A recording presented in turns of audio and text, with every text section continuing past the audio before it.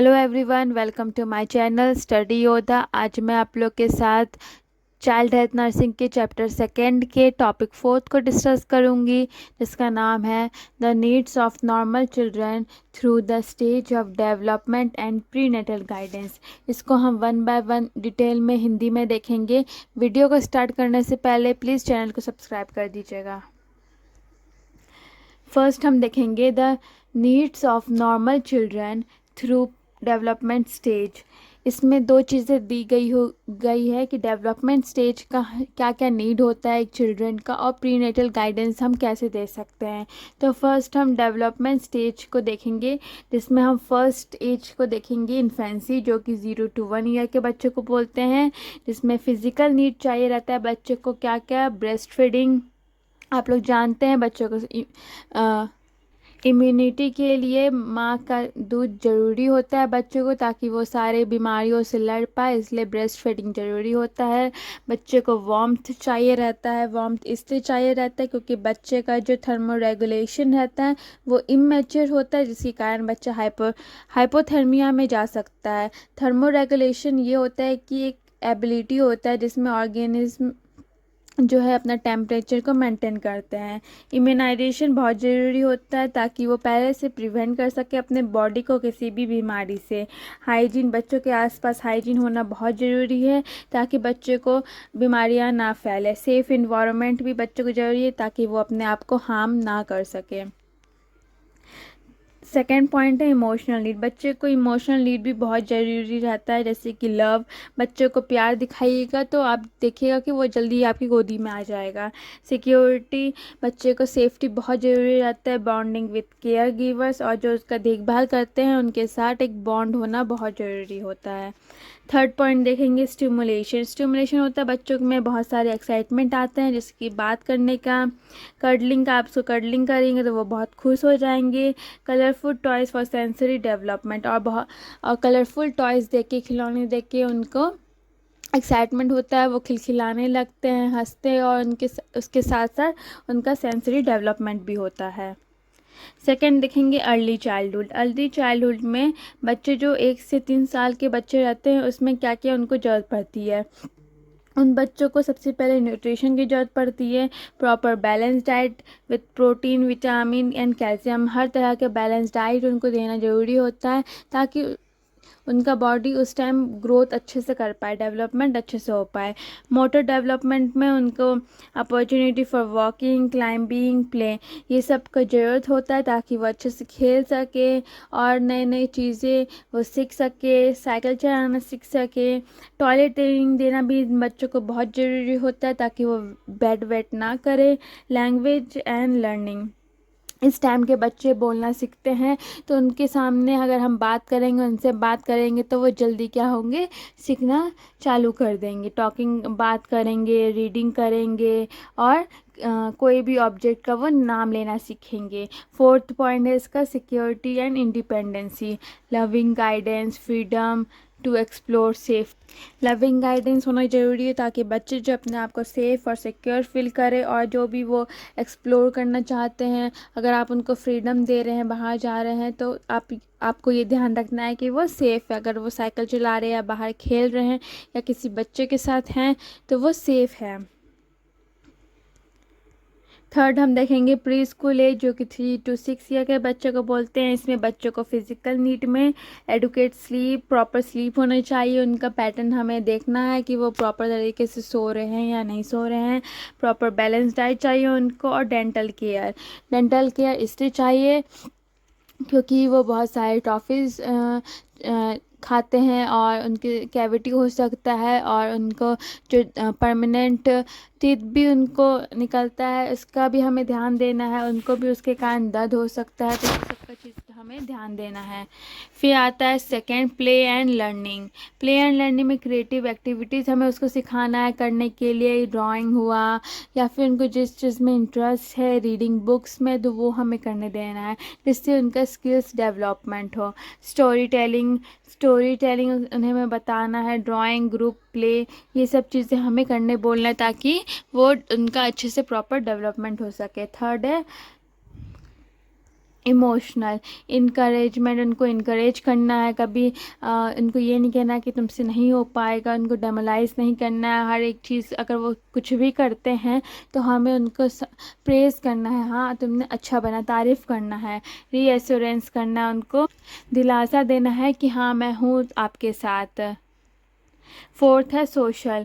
Social में opportunities to play with peer, हमें permission देना है खेलने के लिए अपने ग्रुप के बच्चों के साथ। ये नहीं कि उनको हमेशा घर में पैक करके रखना है, हाँ उनको खेलने जाने देना है पर उनका ध्यान भी रखना है। लर्न शेयरिंग, उनको हमें सिखाना है, जैसे कि बच्चे जाते हैं स्कूल जाते हैं लंच लेके तो उनको बांटना सिखाना है, शेयरिंग सिखाना है, या फिर उनके घर में कोई बच्चा आ रहा है तो उनके साथ टॉय को शेयर करना सिखाना है।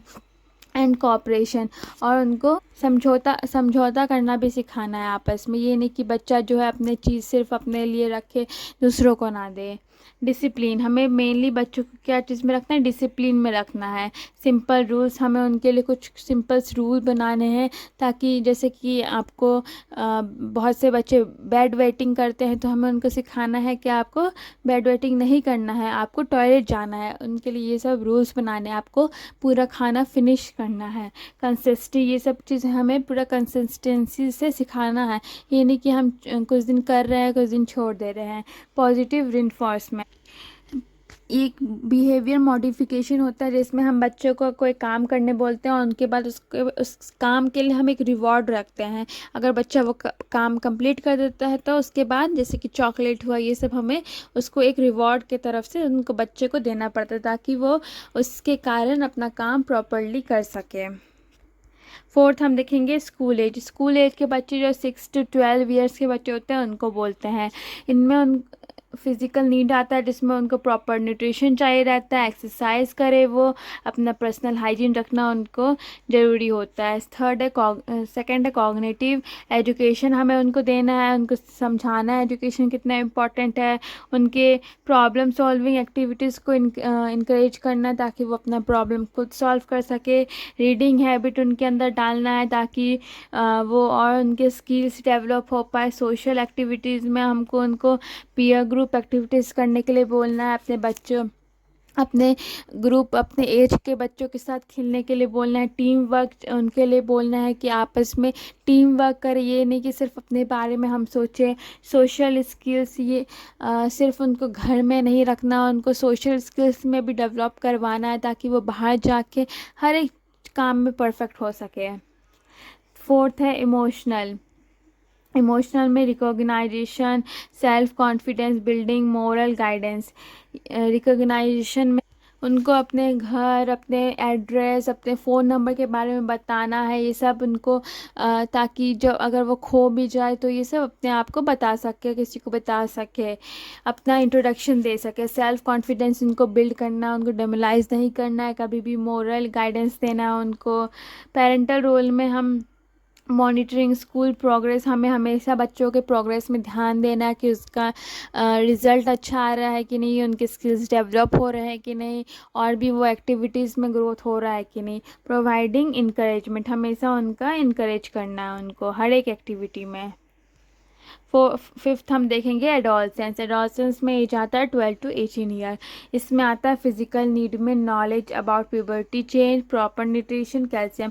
हमें बताना है कि आपका पुबर्टी हीट होगा जिसमें गर्ल्स को मेंस्ट्रुएशन स्टार्ट हो जाते हैं, बॉयज़ को उनके वॉइस डीप हो जाते हैं, फेशियल हेयर आता है, ये सब हमें उनको एजुकेट करना है, प्रॉपर न्यूट्रिशन देना है।